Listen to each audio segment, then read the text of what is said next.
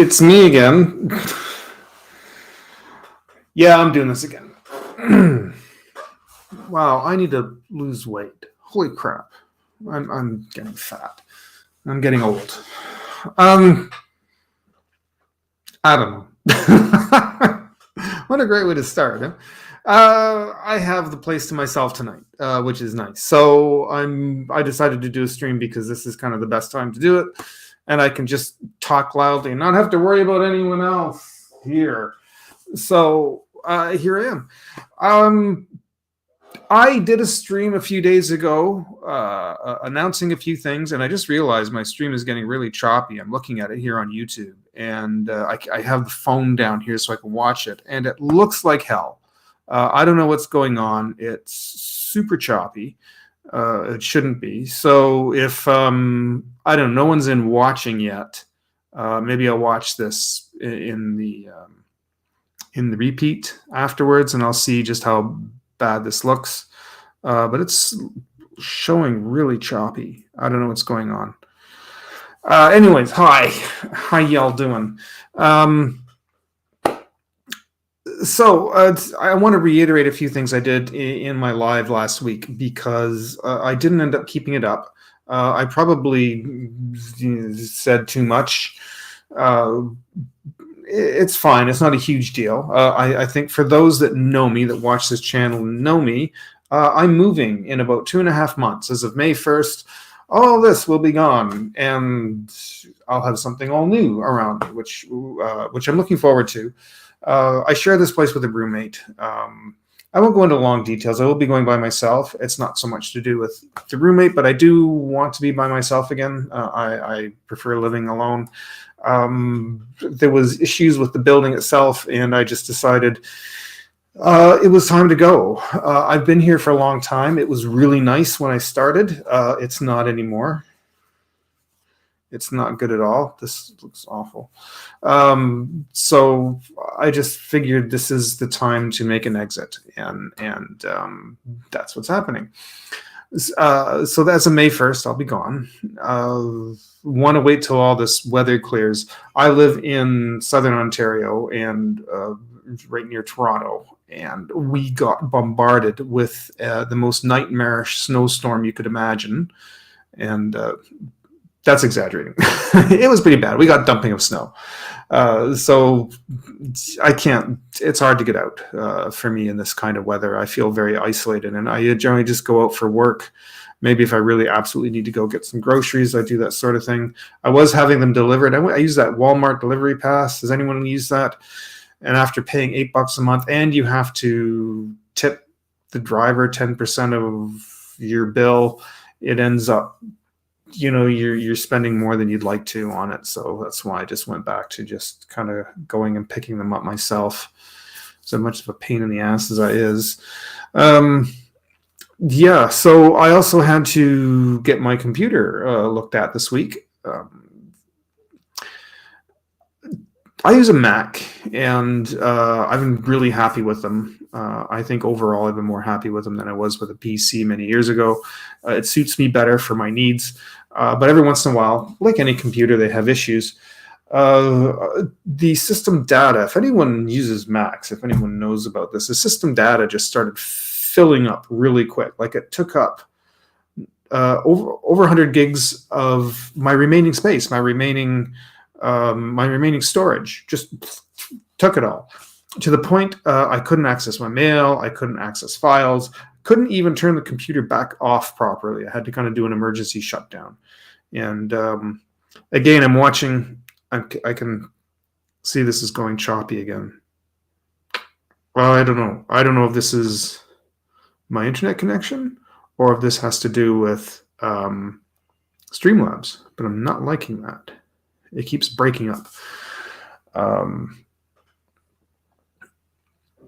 What was I saying a minute ago? Isn't that terrible? I go on these lives and I actually draw. This is a really bad thing for me. I don't know what's going on, but I think my memory. I always had like not a very good memory, and it's getting the storage. Whew. I need to get this looked at.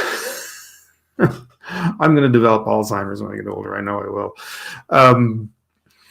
Yeah, so the storage on this thing was filling up. I took it into Apple. We had to do. Here's the thing: they had no idea what's wrong with it. Still don't know exactly what's wrong with it. We just ended up backing everything up, wiped everything off of it, started from scratch, plugged in the backup drive, reloaded it. Had to do it twice, but anyways, we got it going. So I got home and hey, I've got like 80 some odd gigs back because it does use some of it. It does use system data. It does need some of that. So okay, fine, fair enough. I had system data was only using up 13 gigs, and now as of this morning, it's using 22.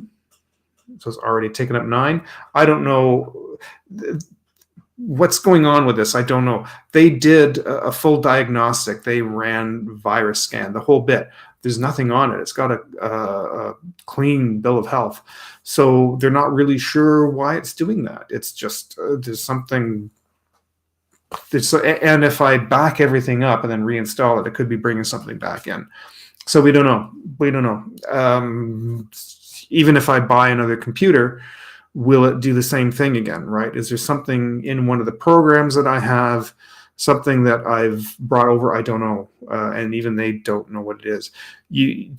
I keep reading you're supposed to clear the cache, but you don't want to clear the entire thing. You need some of those files, right, for your computer to operate. If you eliminate everything, you could slow things down, cause things not to work. So you don't want to eliminate your cache entirely. But they're all weird named files. I have no idea what they are, and I don't know what you can get rid of and what you can keep. So it's very strange. I don't know. So why in a few days am I going to have to do this again? This is a real pain in the ass. So I don't know. I'm keeping an eye on my storage. We'll see what happens from there. But it's a bit of a dilemma, and it's frustrating, especially right now. Yeah, so what else was I going to say? Oh, this thing that I'm using, StreamYard. I meant to talk about this last time and I drew a blank. I use Talk Studio. A lot of people like StreamYard, but I had a preference to Talk Studio, unless it keeps going choppy like this, in which case I might drop it. But it's funny that StreamYard is what everybody seems to gravitate to, and I guess people seem to like that better. It's more money. Talk Studio is owned by Streamlabs. If you remember, Streamlabs used to be called Streamlabs OBS, and they had like almost an identical system as OBS. They almost got sued. They had to drop the OBS off the end of Streamlabs so it wasn't confused with OBS. But Streamlabs is a very good system. It works a little bit differently. It works better with my Mac than OBS does. There's issues with OBS for Mac. It has to do with the audio, and that's a whole other thing. You can't listen to it or manage it. It's really bizarre, and I don't know why. And people have complained about it, and they have never even remotely even addressed it. It's like they're scratching their head and not sure what to do. We're just not going to say anything. So it's been like that for years. If you go into the message boards, there's been people complaining about that for 7 or 8 years. So OBS is out of here for me for now because it's a pain in the ass. So I've been using Streamlabs. I've had some hiccups with it, but Streamlabs works really well. But then I discovered Talk Studio, which is what I've got here, and it's really great for doing really quick lives. It's good for doing if I need to bring in some guests to do interviews. It's fantastic for that. I really, really like it a lot. It's costly though. It costs. The only reason I got it for the year is that they gave me a deal for like 50% off. So I took advantage of that little coupon thing I got, but it's coming up. It's ending in a month. So I have one more month of that left, and then that ends in March. So do I renew it? Do I pay month to month, or do I just leave it and use just the regular Streamlabs program, which I like? It's great, but it's just not as you can do all the same stuff that I'm doing here. But as far as doing interviews, it's a little more of a pain to set up, to bring in a second person. See, I can use the free version of Streamlabs, but you miss all the bells and whistles. It's only $720. It doesn't look as nice and sharp as this. I was kind of like, I wasn't sure about it because this already looks grainy enough. Considering I do this at night because it's the only time I get some alone time to do this at night. So I don't know. I like the Talk Studio. I like to use it. I can go month to month. It's $24 a month because whatever that number is, whatever the price is, it's listed. That's American and I'm Canadian, so you got to add on that extra 25% onto that. So Yeah, I don't know. I really, unless there's another way to bring in guests on the multiple guests on on the program itself, and I got to figure out how to do that. It's see, I did do it once, but there was something weird with the audio. Um, so yeah, we'll see. We'll see how it goes. If this goes over really well, maybe I will renew it. But right now, I have to save money. As I said, I live near Toronto. I live in one of the more expensive cities in Canada, unfortunately. I was thinking of moving right out of the city when I do move. I work part time at the YMCA, and my boss really likes me. She really, really wants to keep me. I don't know. I want to stay because I really like Burlington a lot. It's clean, it's beautiful, there's stuff to do in the summer. There's lovely places to go for walks. Everything's nearby within walking distance, groceries. It's really fantastic that way, but it is expensive. It's right off the charts. I mean, I can't get a one bedroom for under 1,800 a month. That's a lot. I don't know if I can swing that with a job unless this YouTube thing suddenly magically picks up like crazy. And I don't know. And I can't put the time into it that I'd like because I don't have the freedom to do so. And that's without going into a long explanation. But I think most people that know me know the idea of what's going on. So I don't know. I don't know. This has been really, really tough. I even started a website. God, I have to look for it again. I couldn't finish it because it was so bloody confusing setting it up, and I tried following instructions and YouTube instructions, but every so many months they change something because they update it and then they move things around, and now all that instructions that people have made on YouTube are no good because now he says, oh, click on here and go into this. That's not there anymore. Somewhere it's gone and you have no idea where it is or what it's under. It's weird. I don't like it.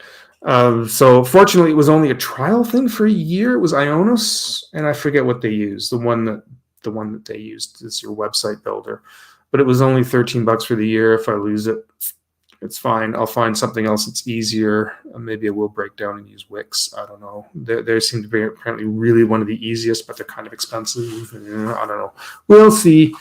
Anyways, I do have 2 viewers. I know I'm one. I don't know who the other one is.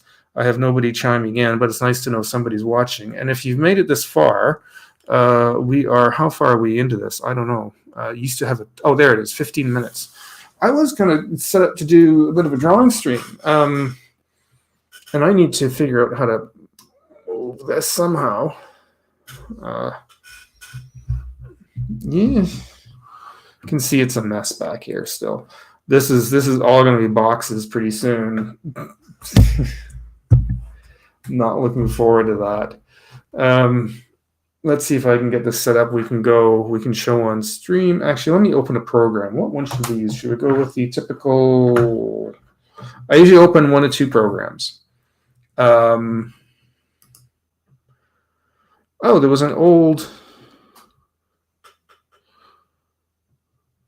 It's funny that it shows an old text that somebody had left.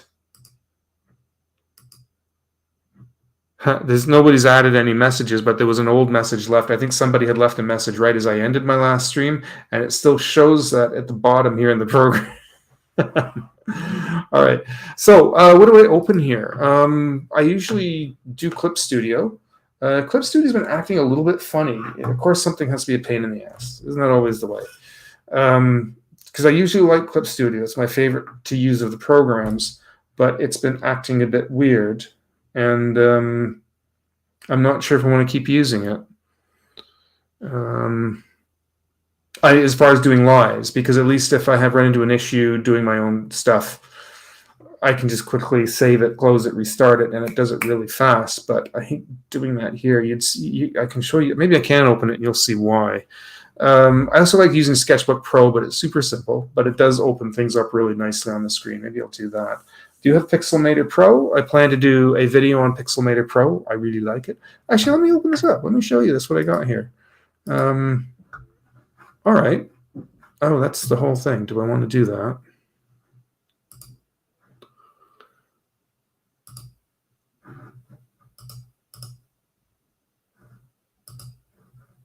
Just the window. Yeah. Nope, wrong one. Oh dear.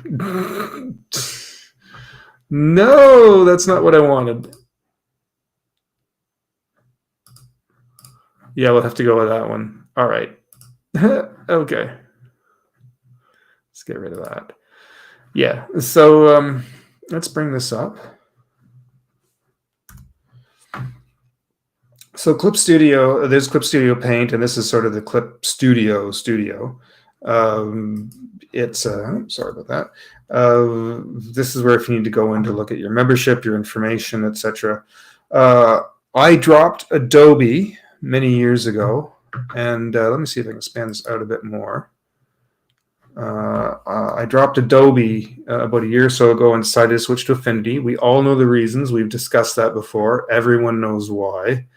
Oops, sorry. I don't know why it's doing this. So anyways, I have Affinity Photo and Affinity Designer. And it's interesting how these programs, they sort of fit two into one. So like Photoshop, you have Photoshop and Lightroom because photographers like to use Lightroom. And Affinity has these personas, as they call it. So when you open up the program, I can show you really quick. Like I'll go into Affinity Photo, and you'll see as it opens, oh, I've lost my only viewer. Yeah, all right. And it's getting choppy again. I hate that. Come on, let's go. It's trying to open. There it goes, bouncing in the dock. Normally it's a little quicker than this, but maybe it's because I've got Talk Studio open here that it's slowing things down a little bit. It does take usually a minute or so. Affinity Photo. Okay. Open in the wrong screen. 1 second. There we go. You dumb thing. So you can open up. We'll just kind of open this up as a social media story. That's fine. We don't need to worry about this at the moment. This is if you want to set up a blank canvas. Usually for something like this, you're importing in a photo. So I'll just hit on create, but you'll see up here, oh, the drawing stream thing is in front of it. I'll see if I can drop it beneath that. There. I'll get rid of that in a minute. You have your Affinity Photo, which is basically like your Photoshop. You can do drawing if you want to in this. It's set up similarly. And you can just do any kind of photo manipulation. Now, if you click here, this is faded out. You'll see Liquify Persona. We're going to switch to that. And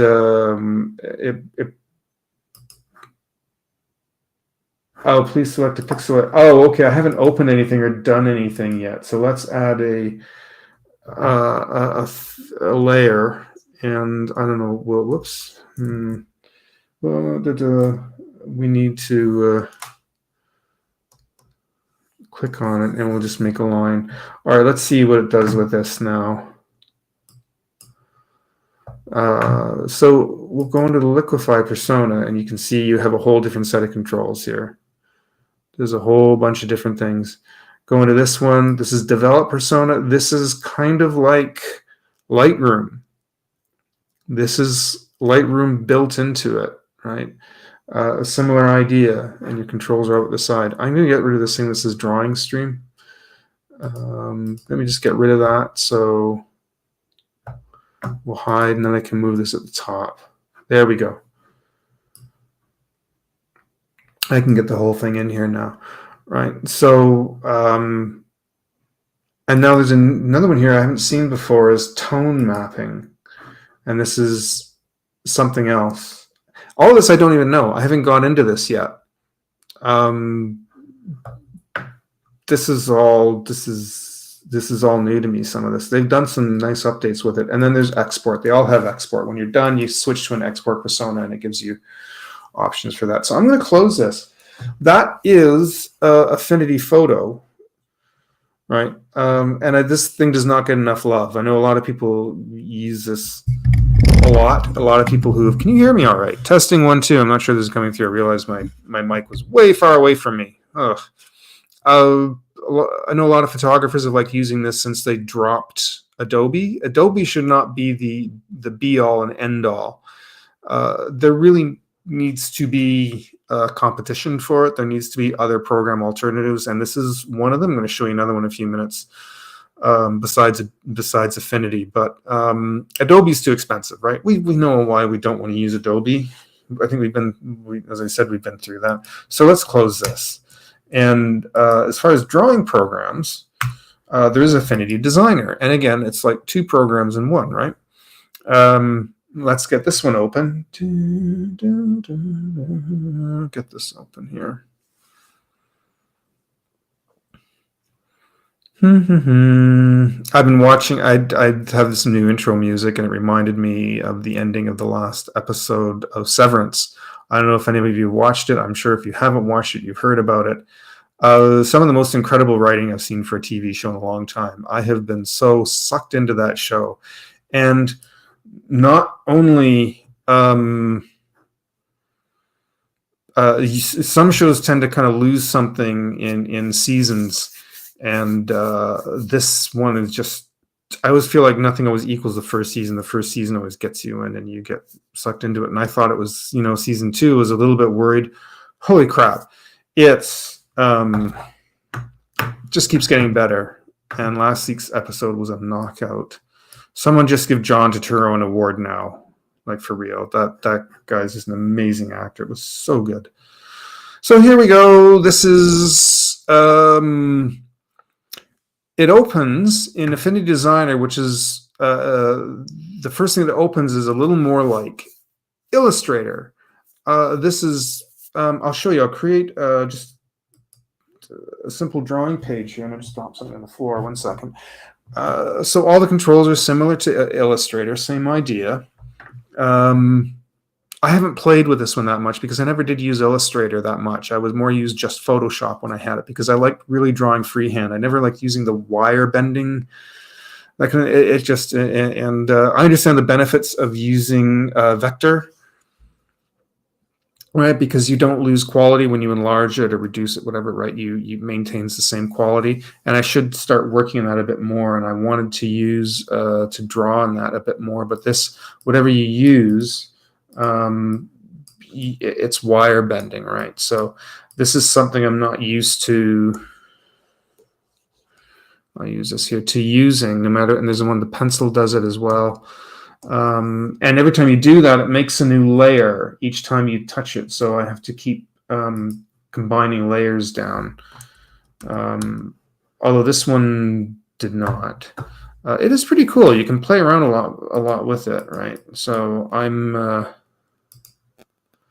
so I don't even know how with this one, I guess. So yeah, you can bend it, you can change whatever you need to do with it. I should play with this a lot more, and I should get used to doing it. It does just apparently take a lot of getting used to. And I'm just, let me open up the chat here. Again, there's nothing. Oh my Lord. Everybody will show up the moment I go to finish and I go to close off. That's when people come in and go, hi. Get here sooner. I got 3 people now. Well, one of them is me, so I technically got 2 people. Anyway, so this is it. This is like your Illustrator on Adobe. So this is Affinity's version. As I said, they're like a couple of programs in one. And if we go back up here, this is Pixel Persona. So we switch. We go from vector to what's it called? Non-vector. That's my memory lately, man. It's the pixel layer, right? It's whatever it's called. My brain is not functioning. This is not a lack of education. This is just simply the fact that my memory is getting really bad. I'm forgetting words. I forget names. It's awful. But anyway, so now this is no longer vector. It's mono. And you have your brushes. You can import all your brushes over here. You can arrange your page however you want it. But I do like this. The only thing that messes with my head on this, and I'll show you, is so let's go back. No, I want to get rid of this page. I should just deleted this layer. But actually what I'll do, I'll show you. This is really bizarre, and I don't know how to get around this. Well, there is sort of a way, but a lot of programs like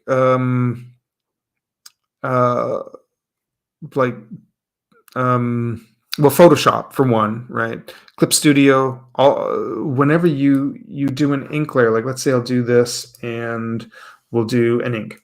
I'll do an ink thing here. We'll just make like a weird circle. I'm not worried about details.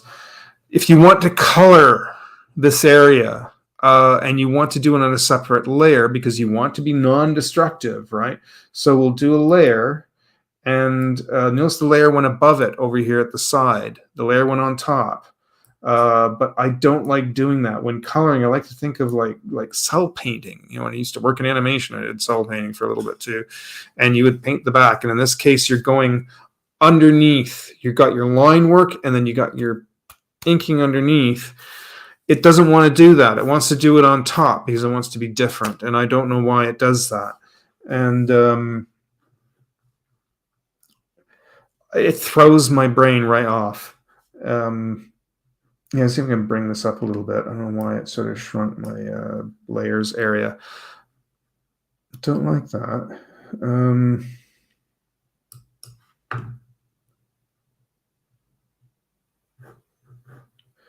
Anyways, yeah. So if you don't select a reference layer, there is no reference layer. So if I do this and I want to color,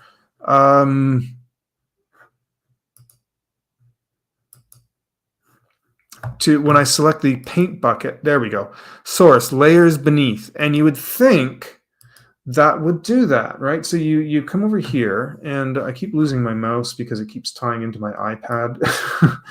And we click it, it's just going to fill the whole area, right? It will not find that ink. It's just going underneath. If I select the current layer and beneath, still does it. It's not until I go current layer, and then it just, no, even that, it just won't fill it in until we actually put it underneath. Whoops, there. Now you see the empty layer is on top.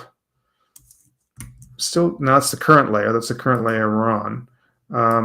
Actually, I wonder something. If I go underneath and I select this, current layer. Okay, sorry. Yeah, so it's because I had the wrong one selected. It selects the one, but you don't like to fill in your ink. This is my ink layer, and you don't want to do that. You want the one underneath. So if I click layer underneath, it just doesn't do it. Current layer and below, it still just does a current layer. It's not even doing anything with the layer underneath. So it's not until I switch it and move it above it. There's a workaround I'll show you in a moment. I'm sure most people know what it is. So once I do this, if I go here, current layer and below, it's selecting the one underneath. And if I go current layer, no, it just fills the whole thing. Whoops, layers beneath, there.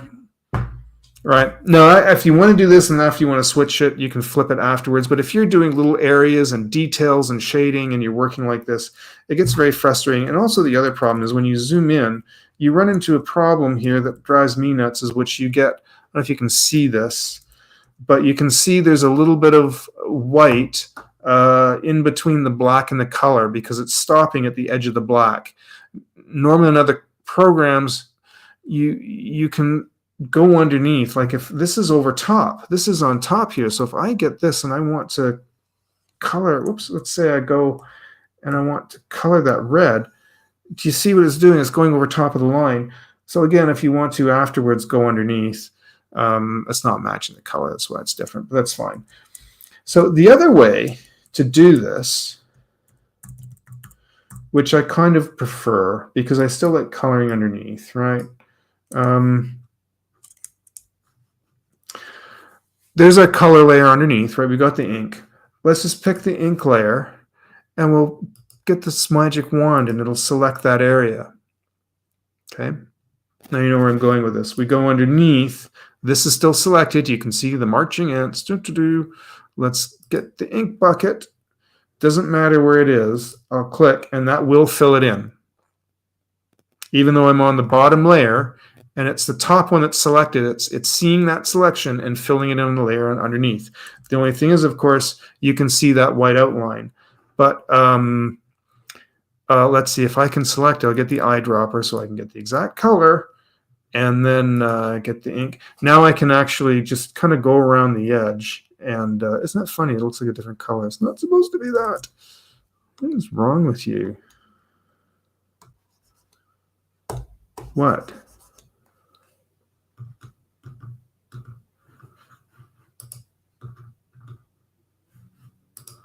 Designer would like to record this computer screen and audio grant access.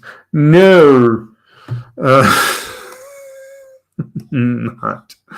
So anyways, there we go. The color is off, but that's fine. Because you can always come back and maybe, oops, yeah. And if you really just feel like taking the time, if you don't want to, if you really feel like you want to take the time, you can actually go around the edges and then later just simply color it in by hand, right? I can change the size on that and just color it in by hand at that point, right? So you can, I don't know if you can see the change in color. Maybe it's not showing up on the stream, but anyways, so that's how I would do it in Affinity. And unfortunately, that's the one thing that's kind of weird on this program. That's not the same as you work in Photoshop or Clip Studio or anything else. But that is Affinity in a nutshell. Mr. Ball-Pate, hello, sir. Oh, I'm glad to see you on. You made it on this time. It's good to see you. Yeah, I'm just demonstrating through some of the programs that I use on here while I'm chatting a bit. So I just finished up with Affinity Designer, and I'm going to look at a couple more in a moment here. But it's other options to Photoshop and even to Clip Studio that I've been using, because Clip Studio, when I come in to do streams with it, it acts a bit funny, and I keep having to stop and restart it. So, but I was looking at other programs that I can actually use, because I usually open up Clip Studio, or what's the other one that I use? The Sketchbook Pro. So, but this is Affinity. I have Affinity Photo, Affinity Designer, and they're good, really good options to Photoshop. But there's some differences and some weird little things you have to work around. But you primarily work with Clip Studio on a very nice iPad Pro. I've been using my iPad more and more for drawing lately. And I've got this great big tablet. The tablet's been giving me some issues on and off, but I've got this great big tablet, and I don't use it as often now as I do Procreate or Fresco on the iPad. But I should come back to using this more often. But I'm going to close this one out. And there, of course, is the export. If you've been watching along, that's your export persona. So. Yeah, and we won't save. It is a lot. When you say it's a lot, do you mean a lot is in, there's a lot of, because it's the neat thing with Clip Studio is there's no reduced version of it on the iPad. It is everything you get on the desktop version is all compacted down onto the iPad. So I know it's a lot, and everything's like small, but unless you know the program and have time to play with it, there's a bit of a learning curve to it, and there is quite a bit. It's also a lot of money, and you have there's X and there's Pro, and I forget which one of them's a lot more money. But if you are making comic books with it, it does do a better job of laying out the page. The more expensive one does a better job of laying out all the pages. Most of it's about 90% of it is the same, but the more expensive version has some extra bells and whistles, and it does number your pages, and it does organize it in the way that you can export it as a book. And I know that's if you do. And ladies and gentlemen, if you've seen Paul Pate's page, to go to his page, his channel. He does some drawings on Saturday mornings, and he's put out some books. So that is something he would probably. It does use a lot of resources. It does, absolutely, especially on an iPad. And if you have an older version of iPad that's not an what do you call it, like an M1 or higher, I can see why it would burn it out. That's not bad. Oh, $9 a month for the iPad, because I think that's just the iPad version. If you wanted the desktop, I know it's a lot more. But that's actually pretty good. And I think, does that include all your updates as well? Like getting all your, like whenever there's an update to the program, you can, I think that includes that. Because I have a desktop version, so that when you have, the way it works on the desktop is whenever the new big version comes out, you pay for that, and it's only $30 to $40, I think. So you have it, and you have it for as long as until the next one comes out. And if you want the updates, all the little updates and bells and whistles that comes along, it's an extra just $10 flat. It's not $10, actually Canadian. I think it's 13. But you pay for that per year. But so like right now I have version 3, and when version 4 comes out, I'll pay the $40, and I'll just keep paying the extra $13 a year to get the updates, the update pass they call it. And that's not bad. I mean, compared to Photoshop, it's a hell of a lot cheaper, and I don't mind giving them money for that. It's a fun program, and I like it. I like it a lot more than Photoshop. Even though it's missing a couple of little things I wish it had, but otherwise I really like it over Photoshop. Start my next book. Oh yeah, don't blame you. Yeah. So question, do you prefer doing it on the iPad, or do you have like a desktop computer? Would you consider like an XP Pen, like one of these big tablets that you can plug in? So hello Terry, how are you? Long time no see.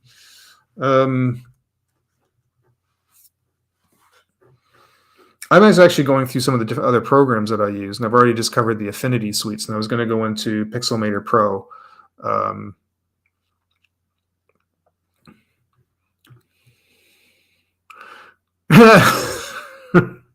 Yeah, but you see, now you owe me 6.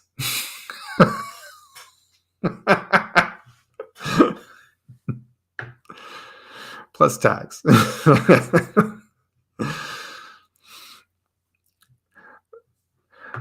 Should I just go back to what I was talking about? Now I've got people coming in here chatting.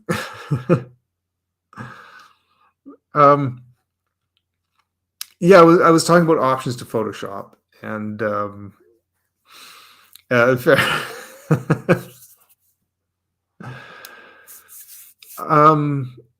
good. That's good to hear. I'm glad everyone's doing well.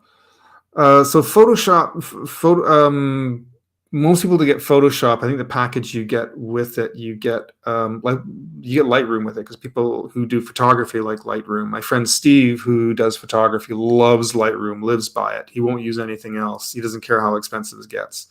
I dumped the whole thing, but Affinity, you see her Affinity Photo 2, sort of takes Photoshop and Lightroom and combines them together in their one program. Just like Affinity Designer is also like Illustrator and sort of drawing photo part of Photoshop, combines them together. So you have vector, and you have I still can't think of the right word, non-vector, raster. Oh my word, I'm losing my memory.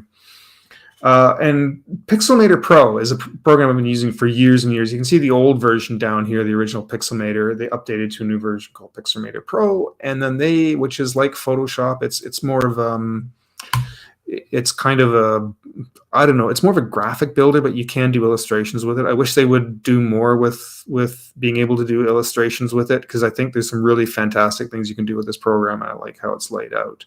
If you're into photography, you want Photomator. It's amazing. I love Photomator. I think when I was to do photo editing, and now that I'm starting to get into that a little bit, I almost would rather do it in this than within Affinity Photo. There's something they have 3 different pricing points. You can pay monthly, you can pay yearly, which I think is $40 a year, and then you can also buy it outright, which I think is $100 and some odd. I don't remember. But even though this is a subscription, although the outright, you can buy it outright now, it's more expensive than Pixelmator. Pixelmator Pro is just like, I think, 60 flat. But I'm going to open this up and I'll show you. We're excited when it's, oh yeah, Pixel. I just got a notice. I'll bring this over, and I'm excited. Pixelmator Pro is now part of Apple. The Apple bought it, which is funny because Apple used to have something called Aperture, and then they dropped it years ago. A lot of people are really angry about that because they really liked Aperture, and I don't know why. I guess it couldn't compete with Lightroom. I don't know, but now they have Pixelmator Pro. So I'll create a new document. I'll just do a 16 by 9 because that's what I used last time.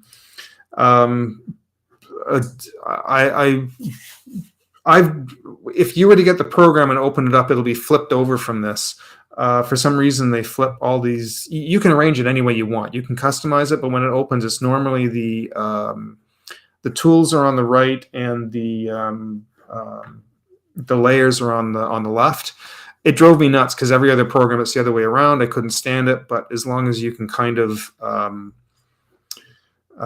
long as you can customize it, I switched it, and this is the way I have it kind of set for now. And I know I really like the program because if you want to create if you want to do say like thumbnails, this is really great for that. If you're doing like YouTube thumbnails, this is a great program for doing that kind of thing. And if you go back in, file, do a new, it's oh, that's cute. Thank you. You can see like it gives you all kinds of templates depending on what you're making and you're using. Like there's here for social media on your phone and that kind of thing, right? And you can get poster. So it's really great for the artist, the non-artist. You can draw. If I go into the tools here, there's all kinds of tools that you can draw with. You can't go straight onto the blank base layer. You actually have to add one to start with. Once you add one, then you can kind of draw with it. I really like the fact that it has nice drop shadows. Photoshop, you can have like just a simple quick click for drop shadows, which is really nice. Clip Studio Paint, you don't. You actually have to make the drop shadows from scratch. You have to duplicate the layer, make it black, blur it out. You have a lot of control that way, but it takes a little bit longer. Whereas in this one, oops, let me see if I can get some, just like a nice black ink. Right, so you, sorry, I lost what I was saying. But in Pixelmator Pro, you can select effects and get a nice drop shadow in it. So if I do this, and look, I'll add in the other layer and do it underneath. And I think it automatically makes the top layer a reference. Remember I was talking about that earlier. And I want a bucket fill. And we're going to get a color for this. So we'll just do a red because it's nice and bright. What are you doing? Not sure what it just did here.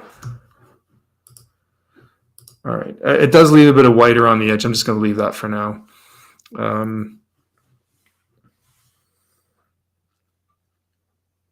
Now, if I wanted a shadow, I usually make the shadow not with the ink, but I'll make it with the color layer. So I'm going to duplicate that. Right. So I've got two here. You can see I'm going to take the bottom one. I'll make the top one invisible so you can see what I'm doing. I'm going to switch this to black. See, that's a complete black now. Actually, no, I don't even need to do that. I was actually going to make it from scratch. I don't need to do that. I'm going to show you how to do it without doing this. So let's just delete that layer. Sorry about that. That's sort of the long way that like Clip Studio likes to do. So I'm going to select that. Now I want to add an effect. Oh, that's different. I want, where is it? There we go. You get your selection here, like your inner shadow, your outer shadow, your stroke. I didn't even need to make an outline, and if I can even just make a color, it'll just outline it with the stroke if I want to. But if I go shadow, it will make it underneath. In fact, if I eliminate even the line for a minute, you can start to see a little bit coming through there. I just need to push the distance out. The opacity of it, I can bring up the blur.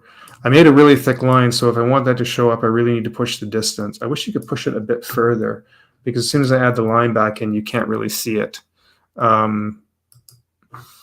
But unless I make one solid shape of these two, I could do that. Then you'd be able to see that drop shadow. But there it is, anyways, and it does that for lettering and everything you need. So I really like the fact that it's right there. Clip Studio, as much as I absolutely love Clip Studio, it's my absolute favorite of the programs, doesn't have this shortcut. It doesn't have the inner shadow or outer shadow. You can do a stroke, you can do a fill. It's in a different place, obviously, but to just automatically add a drop shadow, I think this program, I don't think Affinity does it. I think Affinity you even have to do it from scratch. I think Photoshop and Clip Studio are the only two that adds that drop shadow in there as like an extra bonus feature. But it is an easy thing to create from scratch. So, but yeah, that is nice that is built into it. But the problem is, though, let's eliminate these for a moment. As far as drawing, it's weird because when you, if you're going to add tools to like drawing tools to a program, and you want to find new shading tools or drawing, or you want to get those retro pens and that kind of thing, they're all designed for Photoshop, Procreate, Clip Studio, and Affinity, because those are the big ones. I would even think even Corel, but not many people use Corel, strangely. They used to years ago, but you don't see it as much. It's still out there, and it's still ridiculously expensive. But they don't make tools for that. And Pixelmator is one of them they don't, and I wish they would. I wish this would come into the mainstream a little bit. Krita, I don't think they make them for Krita. You don't see that either. But the big ones, though, Photoshop, and if a tool that works in Photoshop will also work in Fresco. So if you have Fresco on the iPad, Fresco is the drawing program for it. If you're not familiar with Fresco, it's the only Adobe program I'll use. It is basically takes all the drawing elements out of Photoshop, and it is put into a program specifically for the iPad. It's like Procreate's competitor. So if you buy tools for Photoshop, it'll go into Fresco on the iPad.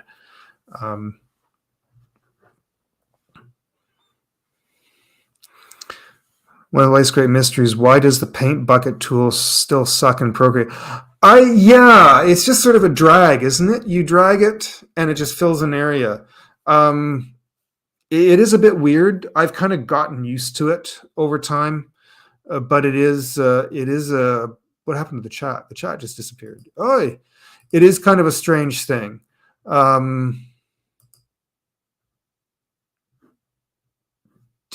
By the way, did you delete the comment, or did it just do it? I see it on YouTube, but here in my chat, oh, there it is. It's back in. Oh, it's acting weird. Okay. Sorry. Yeah. I think it's something, they still have a lot of work to do. There's still a lot of missing elements to Procreate, and they just like to do things really, really differently. So yeah, it does. Do you want another thing that drives me nuts for iPad drawing programs? And Clip Studios, this is the only exception. Clip Studio, you can do it because you can do everything you can do on the desktop on the iPad version. But Procreate, Fresco, I want to be able to stroke a selection. I want to be able to like have an outline. Let's say if I make one, can I do it here? If I do this, right, to be able to, whoops, sorry. Let me add a new, because you have to add a new layer, or else it won't do anything with it. When you make a selection to outline that, and it will, this program will do it, and Clip Studio does it as well. Oh no, it doesn't even want to convert layer. Okay. Oh yeah, it wants to fill it with something first, so I just have to remove it. It's a long way around it, but it will do it. But yeah, I want it to be able to stroke a selection, and none of them do that. So that's why in Procreate, if you want to make comics in Procreate, or even in Fresco, you have to make the page elsewhere. You have to set up the page properly to make all the lines even. It doesn't really work properly. I know you can like make a square, and then you hold the pen on the pad, and then it makes a perfect square, and then you can adjust it. But even that doesn't quite, to lay that out in a page, is very frustrating and seems very, very time consuming to me. So that's why in this program, let's see if I can do this. Subtract. So like I can divide this up as a page, but then when I go to stroke the line, whoop, I lost it for a moment. 1 second, it'll come back. It does this once in a while. There we go. I'll have to add it back on. 1 moment. There's something with the cord connecting to the tablet. I need to get a new cord. At once in a while, it goes out. So let me just get this again and share. There we go. It's a long way around in Pixelmator Pro as well. They've made it a little complicated, but it doesn't need to be. So turn off the fill, and then I think if you add a stroke, you can stroke it, and you can see, there we go. So if you want to make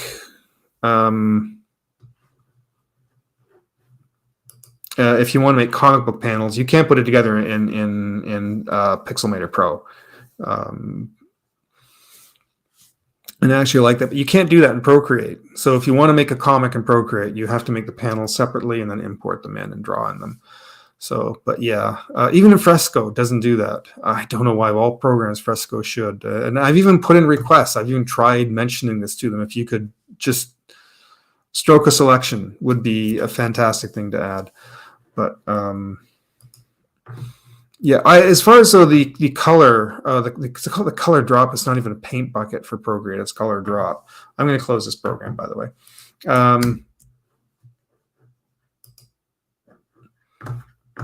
Oops, did it again. Yeah, it is an unusual thing. The one nice thing they did do,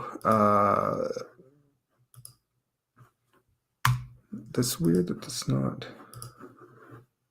Sorry, I can't seem to get that back. The one thing they did do is that they have like continue drop. So now if you drag and drop a color in, an option will come up that says, do you want to continue? And then you can kind of keep doing that. And so it's a little faster, which I do like, that at least you can drag and drop in. But it'd be nice. Actually, I think you can even just keep tapping. Once you do it once, you say keep continue filling, and then you can just tap with your pen and it'll keep filling in until you're done.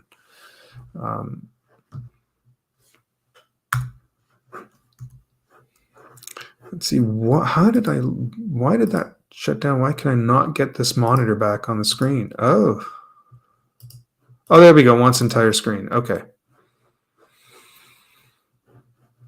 So there is a way too. Eventually, I'd like to do this. There is a way I can plug in my iPad into the computer, and I can get instead of my second monitor, I can actually have my iPad on this as well. Let me see here. What was the last one I was going to do?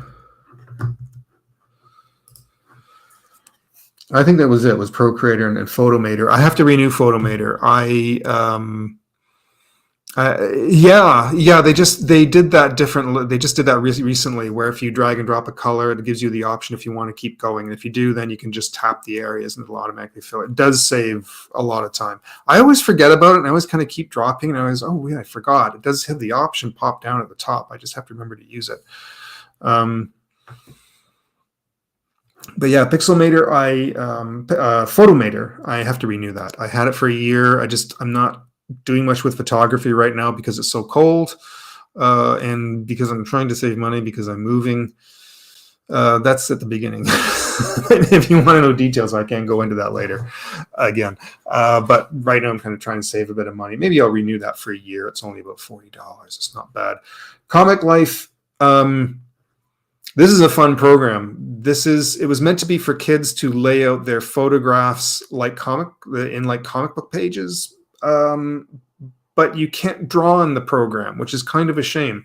There is a version for the iPad in which you can draw, and it doesn't have a lot of tools. There's like basic pencil and basic inking, and it hasn't gone over very popular right yet. But I know they're supposed to be doing a lot more to it. This is Comic Life 3.4 is coming. It's going to have a lot of big updates. It is a really program. The nice thing is you can do drawings in another program and then drag them in, but I'm going to do a demo with that on another video one day, because it really is amazing for doing your titles and everything.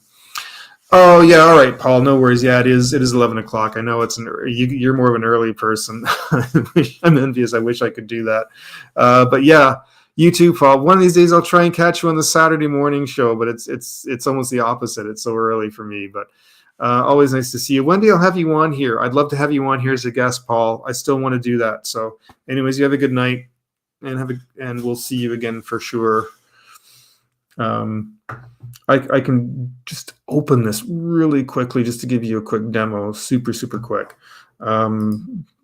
because it is there's even sound effects and everything, but it really is fantastic for setting up a page. Like you can just drag and drop a page in, and everything is customizable. Everything on all these panels, everything is you can adjust sizes and shape.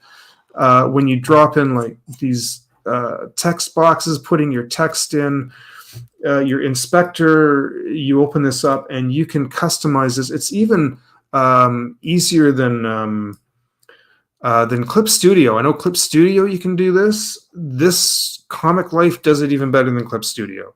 The only thing is you cannot draw on this. There is no drawing tools. You have to do the drawing in another program. Then you can drag and drop them in, and they'll land inside the box. So as long as your sizing is consistent, if you work within a certain size, you want to make sure that's consistent. You want to know the size of the page you're going to be doing it in, so that when you come and you drag it in, you know it's going to fit in there properly, right? So you just have to sort of almost set up. Let's get rid of this. You almost want to set this page up ahead of time and know what it's going to look like before you drag and drop your drawings in. But look at this. You can add like backgrounds to this, and these are, again, all customizable. Your lettering is great. This stuff, you can do so much with the lettering. Again, completely customizable. You can make it like 3D. You can bend these things to, let's see if I get the red ones. You can look at that. Isn't that great? I love this so much, and I just wish somehow you could draw within this program. Look, and here, there. Now look at how easy that is. That is so amazing. I absolutely love this program. I will always have this. I will always use it. When I was thinking about doing when I wanted to do the web comic there for a long time, that it will never get done. Then sound effects, right? I wanted to use this. I wanted to drag and drop it into this because it is so fantastic. We can change the lettering. I just love this. Anyways, so that's one day I'll do a full program on using Comic Life because I think it's brilliant. I'm going to quit this one.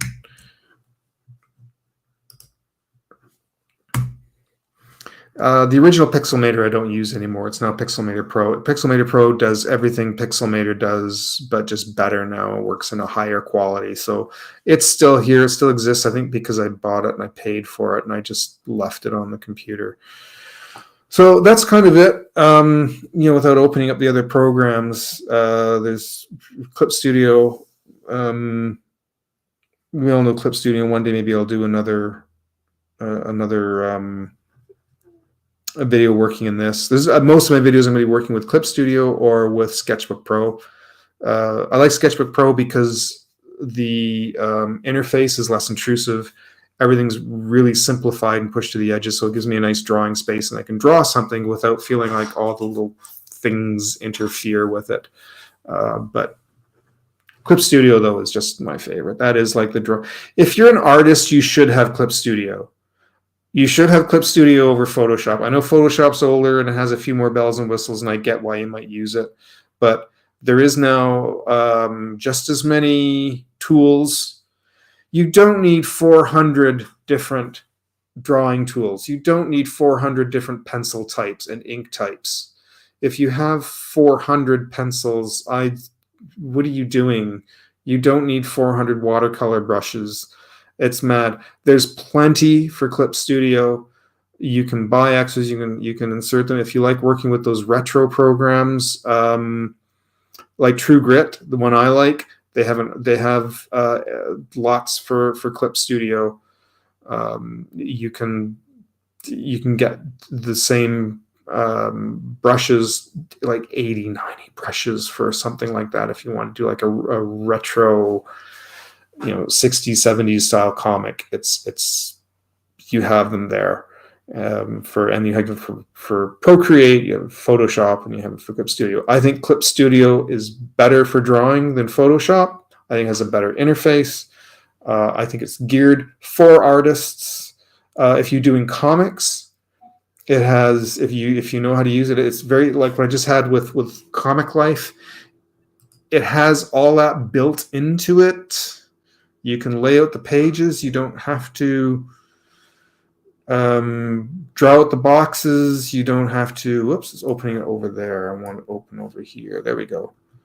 And see if I can open this really quick. Yeah, there's illustration, comic. There's 2 different comics. I don't know why. There's 3 different ones. We'll just do this one. Right, there's your work area. Your panels is in here somewhere. There we go. Your panels, lots and lots of panels, and they're all customizable. And the nice thing is when you drag and drop that in, right, you sets up your page. Now over here, look at what it did over here. Over here in your layers. So I select this one, it highlights that, and if I'm going to draw on that, I treat this as its own page. So I'm just going to ignore all the other layers, just this one, and now I'm going to add like a sheet of paper underneath that. And guess what? It mats that out instantly. So as soon as I pick up my pencil, draws right in there. I can do everything. I just keep adding layers. Now you do get layer intensive. It'll add layer after. You'll have a lot of layers, so you have to get used to that. But I don't mind that. I like working in layers. I much prefer to do that. But the fact that I can do, a pencil sketch, and then add my other layer on top of that to ink. Right. Let's go black. Oh my goodness. The opacity's up. Why are you doing that? What is wrong with you? Oh, I'm drawing on the wrong layer. Every artist's nightmare, right? So you go over top and you add your color layer in here, and you just treat this section as like one single page. And once you've done that panel, you go to the next one and the next one. So you can get hundreds of layers, but as long as you've got a good program, a good computer that can handle all that with good memory, right? They can handle all the layers for each of these pages.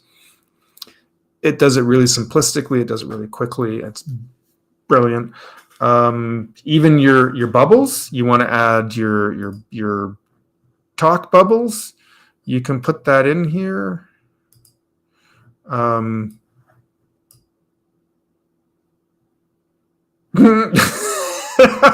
It just disappeared. I have to sit and kind of play. I think maybe I need a new layer to do that.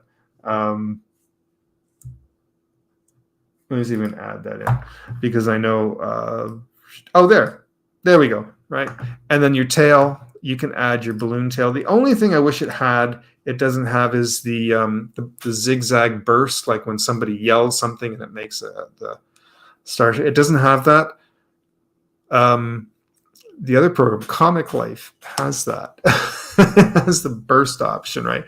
But this you can do all kinds of things with it, right? You can you can work with that tail, and there is a way to do it. I apologize. I'm not. There's you can note that, but yeah, you can. I have to play with it a little bit and figure out how to do it. I haven't played in it in a long time, but you can. There, the width of the tail. I think you have to select it. Anyways, it is all in there. So it's whatever your whatever you need to do, you can definitely do in here. I just need to spend a bit of time. I don't remember how to do it. Somebody's probably watching this going, you do this, you're not doing it right. I'm just drawing a blank at the moment. But you can alter, you can bend the tail, you can put in your text in here, and you can make it fit. And it is very customizable. Was I supposed to add it ahead of time? Maybe. Oh, there, he's supposed to edit ahead of time. There's got to be a way you can do that afterwards, right? You can add it. Right, you can add zigzag to it.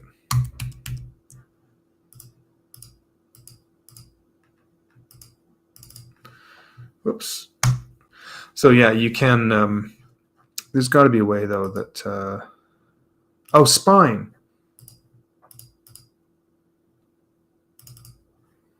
That's got to be the one. The width of the tail. Oh, you set that ahead of time. Anyways. Yeah, I'll figure it out. I'm going to do a full program on this one time. And I've done it before, actually, and I don't, off the top of my head, I don't remember how to do that. But anyway, so Clip Studio is really great this way. As I said, I think any artist should be using it, whether you're doing comics or not doing comics. If you're doing painting, there's some great painting brushes. The interface looks very boring. It's very gray. It's very dull looking, and I've heard that it needs a refresh and that it needs an update, and I'm thinking this is just fine as it is. I think it's less intrusive. You don't have anything sort of pulling your eye away, and I think that was the whole idea why it stays kind of gray and white on this. So but that's Clip Studio. I click on a tool, and I've got all these that I've added in here. There's the Aaron Blaise collection. I have some from True Grit. Where is it here? I think they're in a different, might be in a different tool selection, but I do have the True Grit program. Oh, there it is. Yeah, there's the retro comic collection that works with using dots. You're coloring with the dots to create the different color ranges. So yeah, that's it. That's I'll leave it at that for now. Because it's 20 after 11. I have a friend of mine that might be phoning me in a little bit, so I think I'm going to wrap it up. That was kind of it in a nutshell. I'm hoping to do these more often, more frequently. It'd be nice to get some more people in here. I just kind of need to get the word out, and hopefully the algorithm can maybe like me one day. But I think the more frequently I can post, as well as pre-recorded videos and not just live streams. I'd like to do some pre-recorded stuff that I can post up, just things about art and drawing, and I think why I think more people should draw in life, and why people should be more creative. It's very therapeutic. And anyway, so that is it.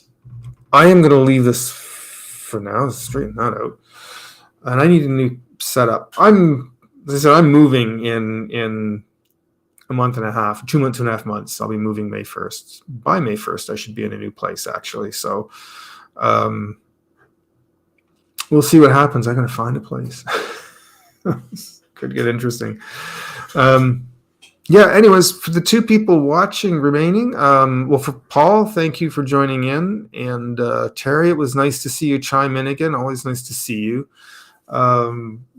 Please chime in more often. Say hello. Come in more often. And I'm going to try to do these weekly. I'd like to pick a night and do them. Art Block with Enrique will be starting next Wednesday, hopefully, as long as he's available. So Wednesdays I can do that. Thursdays I would like to do one on Monday nights. There seems to be an issue with Mondays. Sometimes even Thursdays is a bit of an issue. I really would like to ideally do the other one on Monday. Eventually, once I'm out of here and I don't have to worry about the roommate, I can actually alter the nights better for doing this. So it'll be easier to do it properly and more consistently. So that's the show for tonight, and thanks again for joining in. Whoever the additional people are watching, thank you. There'll be more to come. If you have any ideas, suggestions, throw it at me. Please like the live if you can. It helps the algorithm. And leave a comment if you'd like. And I will hopefully will see you all again very, very soon. Take care, everyone.